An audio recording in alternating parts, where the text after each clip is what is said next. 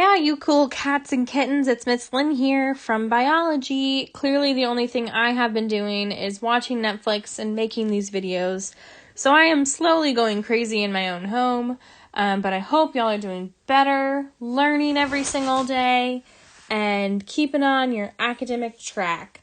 Comment below, because I'm just interested in what your favorite Netflix show is and sort of what y'all have been up to. So if you want to comment on my YouTube video, comment what you've been doing every single day. You can comment what Netflix show, or what show you've been catching up on, or what you've been reading if you're doing better than me in reading books. Or you can comment sort of games that you've been playing with family members, or if you're just doing chores and taking care of family members. Tell me what you've resorted to out of boredom. I want to know what y'all are up to. Because I just told you, I just watched all the episodes of Tiger King. But moving on to biology, today we are learning about the body systems part 2. So this will be a quicker video, I hope. There's only 5 body systems to go through today. Today, you should be watching this on March 31st. It's the last day of March, so we're about to see April. If you're watching it April 1st, that's also okay. Because we are introducing a new schedule that I was given on Friday. And that schedule looks like this.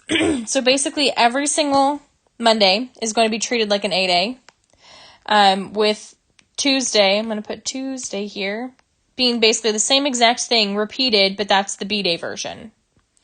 Thursday, again, is always going to be an 8A, and Friday is going to be a B-Day. So basically, we only have 2 classes per week from now on.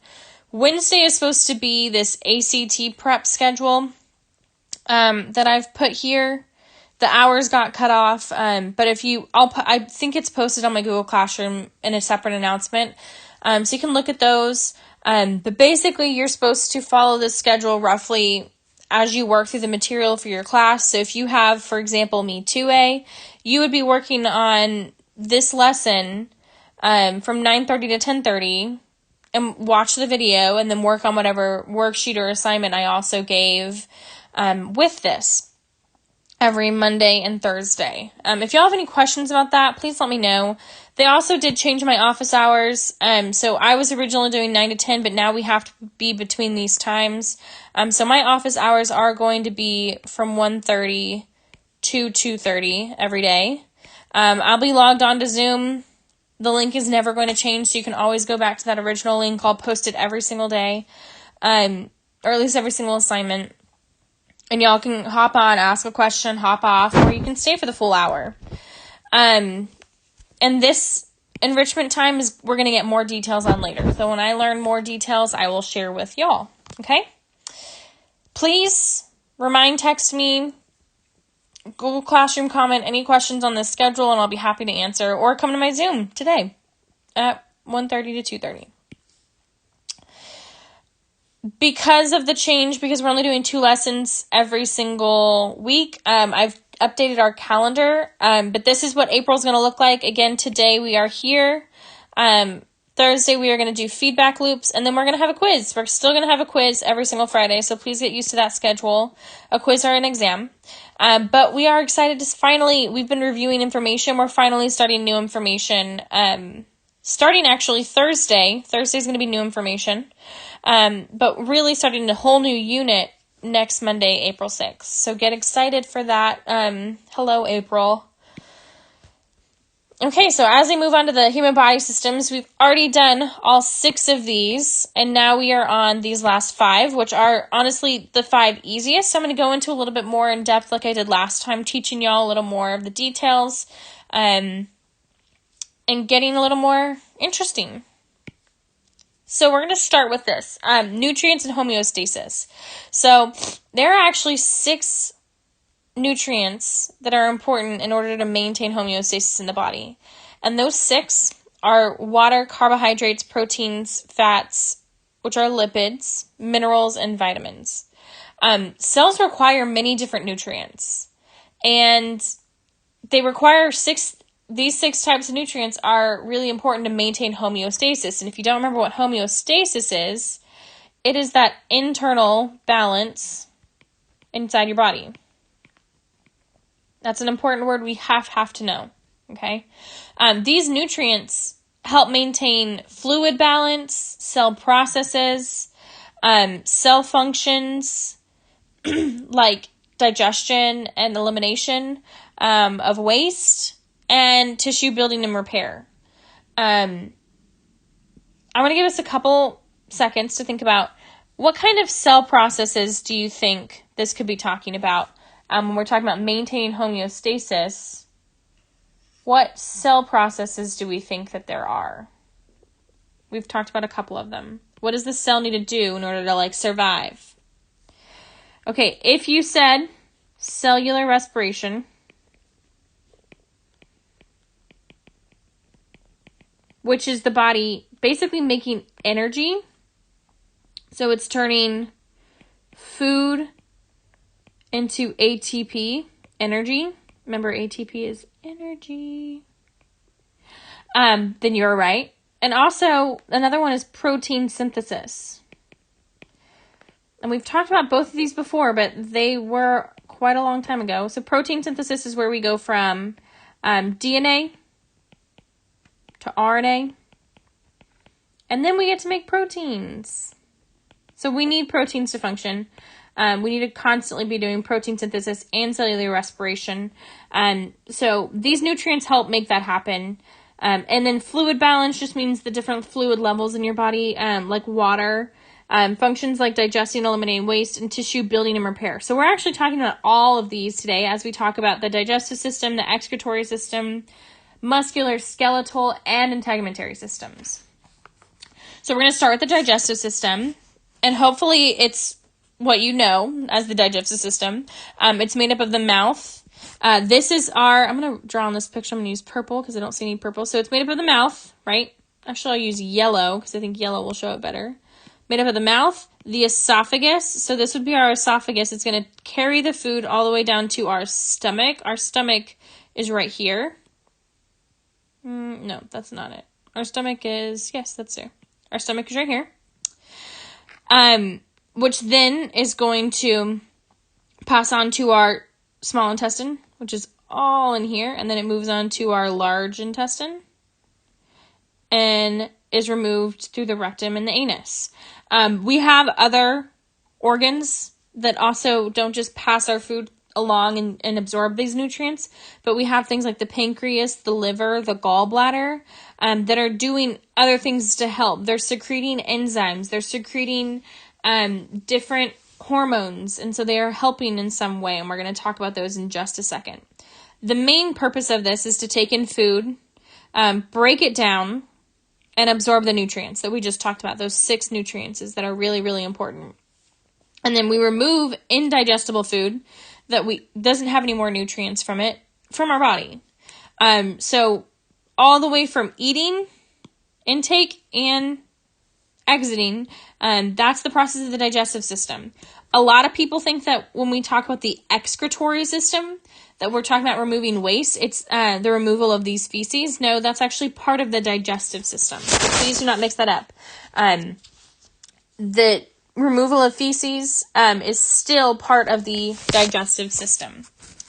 Something that I did want to talk about is peristalsis. I'm going to go to the next page to actually talk about it, but just know that it's wave-like movements of the muscle of the digestive system that keep the food moving. So I've got some breakdowns of the digestive system here, and since we're on that word, I'm going to write it up here, peristalsis.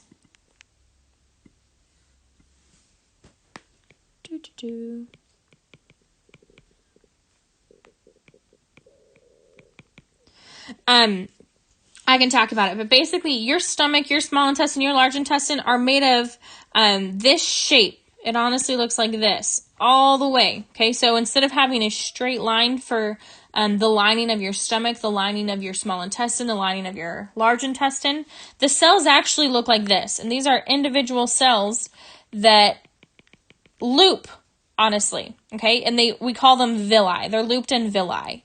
What this does is it increases the surface area for absorption. So that means food can be absorbed here, it can be absorbed here, it can be absorbed here. Any food that's touching anywhere can be absorbed into these cells. So it increases the surface area for nutrient absorption. And it also does this wave-like movement. Peristalsis is that, again, that wave-like movement. So these are going to actually move up and down. Think of like the wave, right? Think of a wave. And it keeps food moving through the digestive system. So that's a really important, unique structure to the digestive system. Now, the other thing in the digestive system that I wanted to talk about is these accessory organs. And those include the pancreas, which is going to be located right here, the liver, and the gallbladder. Okay, so I'm going to kind of give you the main function of each of these.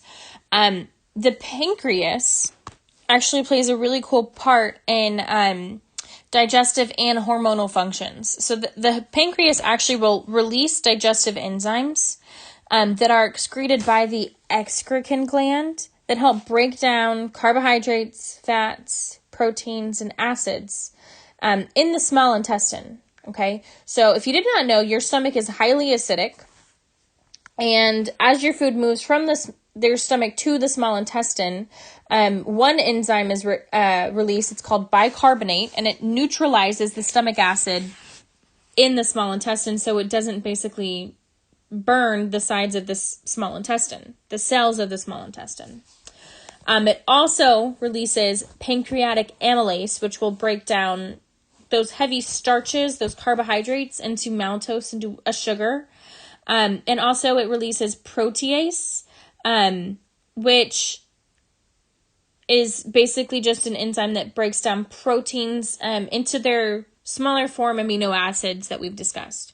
So it's really taking these large, complicated things and breaking them down so they can pass through the digestive system easier. Now, the liver produces bile, okay? And bile, I'm going to write it up here, bile, B-I-L-E, is an emulsitory fat produced by the liver. And so what it does is it actually breaks down fats into smaller fat droplets that are easier to digest. Bile is not an enzyme. Emulsification is a type of mechanical digestion, and it doesn't enzymatically break things down. It's mechanical. So I'm going to write that. Now, the liver is kind of the unsung hero of the digestive system because in addition to producing this bile that is going to emulsify and break down your fat, it also maintains your blood. So it will store blood. It will filter and detoxify blood. If you have drinking different things like alcohol or taken drugs, your liver is going to be the one that processes that. And it also destroys erythrocytes and bacteria from the blood. It, in addition to blood maintenance, also maintains glucose. So if you remember what glucose is sugar. So different hormones will be released if you have an excess of glucose and glycogen in your body. And so this is actually what prevents you from having something like diabetes. If you have diabetes, your liver is not releasing these different enzymes and hormones properly when your blood sugar level is heightened or lower. And the last one is that the liver also helps with protein metabolism. So it synthesizes plasma proteins and converts ammonia, which is a dangerous byproduct of protein metabolism, to urea, which the excretory system will eventually get rid of. Now, I'm not going to ask y'all all of those things, but just know that the liver plays a major role in blood maintenance, glucose metabolism, and protein metabolism. And the last thing that we want to talk about is the gallbladder. The gallbladder will actually store and concentrate bile. Remember, bile is that thing, that mechanical digestion that's going to take fat droplets and break them down into smaller fat droplets. Now, if you do not have a gallbladder or have to get your gallbladder removed or a portion of it, that prevents you're not supposed to eat fatty foods basically for the rest of your life because your body doesn't have this function anymore. So that was just kind of a little side fact of your day. A quick review. The digestive system interacts with the circulatory system, the muscular, and the nervous. The muscular, we talked about those contractions, that peristalsis, those contractions of those cells as they move the food along. The nervous system, the hypothalamus, basically maintains homeostasis by triggering appetite. They also trigger those enzymes and those hormones that are made and released. The circulatory system, as the digestive system absorbs that nutrients into the blood, it has to deliver that nutrients to other cells besides just cells in the digestive system. So now we're on to the excretory system. The excretory system is made up of a lot more than we think. Okay, it's made up of your skin, your lungs, mainly kidneys, ureter, bladder, and urethra. So we've got kidneys here, your ureter, your bladder, and urethra. Okay, so those are kind of all those different parts. The excretory system helps maintain homeostasis by removing waste. This is the removing waste products. But it's not just removing like feces, for example, from the digestive system. That's what the digestive system does.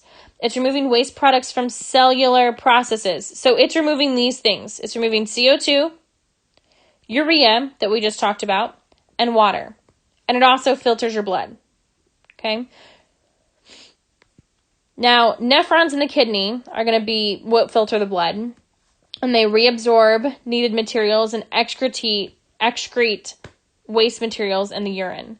So a person whose kidneys have stopped working must have a kidney transplant or go through regular dialysis treatment to maintain your body's homeostasis. So what is a nephron? A nephron is a single functional unit of a kidney.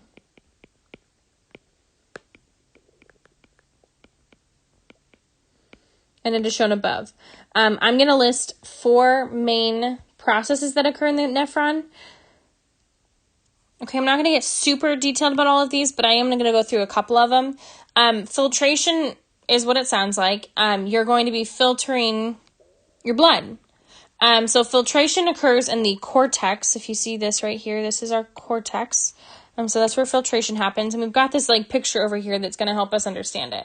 So again, filtration occurs at the cortex. And so what actually ends up happening, we have this picture here, is blood enters. This is where blood is entering at the afferent areoli. And it acts as like a sifter almost. It's going to, or a filter. It's going to allow small substances like water and solutes to go ahead and go through this passage, but it's going to stop larger substances like proteins and blood cells, and it's going to keep those in the blood. And so the things that we can filter out in the future are going to be filtered out. So it's going to pass through this afferent areoli and go through this globular and Bowen's capsule, which is where filtration is going to happen. That's that number 1. Filtration is going to happen right here. The second step is this weird one, reabsorption, and it's going to happen right here. As blood travels through the nephron, water and solutes that the body needs are reabsorbed from the filtrate back into the blood. So let's say that you're dehydrated and there's water in here. There's some H2O in this blood that they just filtered. That H2O can actually be reabsorbed through these pepitular capillaries, and it will re-enter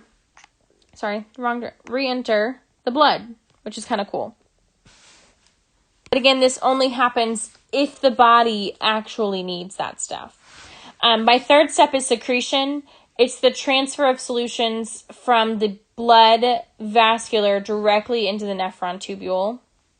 So rather than the blood entering through this part, it's just literally going to keep passing and directly enter over here. So that's our third one, secretion. And then our last step, excretion, is the filtrate, which is now urine, travels from the nephron, from the collecting duct to the renal pelvis and then to the ureter. And the ureter connects the kidney to the bladder where urine is stored. And when the signal is received, urine is excreted from the bladder and the body via the urethra. So there's those, basically this leads to urine excretion. You can kind of see it down there through the bladder. Really quickly, though, I wanted to talk about what's in your urine. So there's actually going to be a large amount of nitrogen, but that nitrogen is usually in the form of urea, which again is a byproduct. Sorry, it's not a byproduct. Ammonia, which is a byproduct of protein metabolism, is transferred to urea in the liver. So we do get this urea from the process of protein metabolism. Creatine can also be found in your urine, which is a normal, healthy constituent of blood. And then also uric acid. And other substances, such as potassium, can also be found in your urine. Just so you know. Some interactions between the excretory system is the circulatory system has to filter out waste from the blood. Remember, that's what the circulatory system is going to bring blood to the nephron to be filtered out. The respiratory system is actually in charge of removing that CO2 waste through your lungs. And the integumentary system is actually what removes the excess water and salt if you are not dehydrated and you have a lot of excess water and salt. Think about when you're really, really sweaty. Sometimes it almost seems like you're salty, and dogs will actually lick your skin because your sweat has salt in it. So it's removing that excess water and salt. Cool, so we are flying through to the integumentary system. If you did not know, the integumentary system is basically your skin system. Okay, integumentary is your skin. It's obviously made up of your skin. So we call your skin your epidermis. That's the single layer of your skin. It also has hair, nails, and sweat glands within that, just so y'all know. And it is the first barrier against infection. So if you didn't know, your skin's the first barrier against COVID-19. It helps regulate your body temperature, protects against outside damage such as UV sun rays, and also produces vitamin D, which is an important thing for your body to function. It interacts with the immune system, again, because it's our first line of defense. It's preventing those pathogens from entering our body. And it also interacts with our nervous system because your nervous system has to control your body temperature. So it'll control things like if you sweat or if you have goosebumps to either cool you down or heat you back up. I wanted to show you all this. I don't have a lot of time to spend on it, but this is the layer of your skin. So again, we talked about the first layer of your skin is your epidermis, and your epidermis can actually be broken down into these layers. So the outside is your stratum corneum. This is like the outer layer of your skin. And there's all these other layers that I'm not going to get into, but basically down here, these are all the layers that an injury would have to cut through in order for blood to even begin to come to the surface. And that is just this part right here. So there's lots of different layers that make up this epidermis. The next part of your layer of your skin is your dermis, which has some blood vessels, but it still might have to pass all the way through your dermis to your hypodermis to actually get to your blood veins and arteries that are, as you can see down here at the bottom in blue and in red. Your dermis is actually where you're going to have your sweat gland. So this is a sweat gland. It usually surrounds a hair root. So this is, again, obviously your hair. This is a hair root cell. And we actually looked at this under the microscope if you chose to. And this would actually have sweat secrete and come up to the surface, and that's how sweat is produced in this specific sebaceous gland, just so y'all know. And then the erectile pili muscle is kind of cool. It will contract and make your hair stand up on its ends if you are needing to warm up and have goosebumps. Flying through to muscular system, the muscular system is made up of cardiac, heart muscles, smooth muscle, and skeletal muscle, and also tendons. It allows for movement of your body by contracting. So the only way that our body's going to move is if it contracts these muscles. We've got lots of interactions. The skeletal allows for movement. If we just had muscles and no bones, we wouldn't go anywhere. Digestive, it does that peristalsis where it pushes that food through your digestive system. You actually have a muscle underneath your lungs called your diaphragm that's going to control your breathing. Your circulatory system controls your heartbeat. But again, your heart is a muscle. And your nervous system controls all muscular contractions. So we just mentioned this, but there are actually 3 different types of muscle. There's smooth muscle, cardiac muscle, and then skeletal muscle.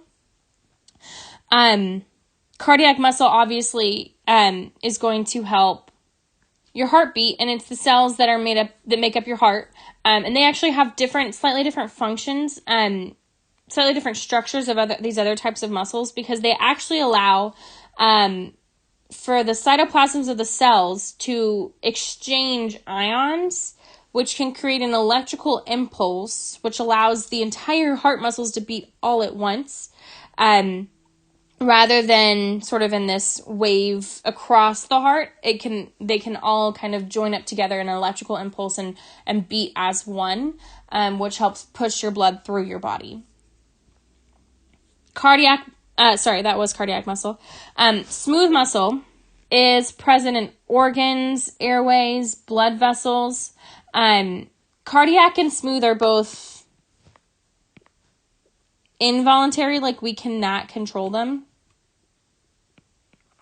Those muscles are gonna do what they're gonna do no matter what. Just like the peristalsis in your digestive system, it's gonna keep moving that food through your body even if you don't want it to. While the skeletal system is a voluntary system.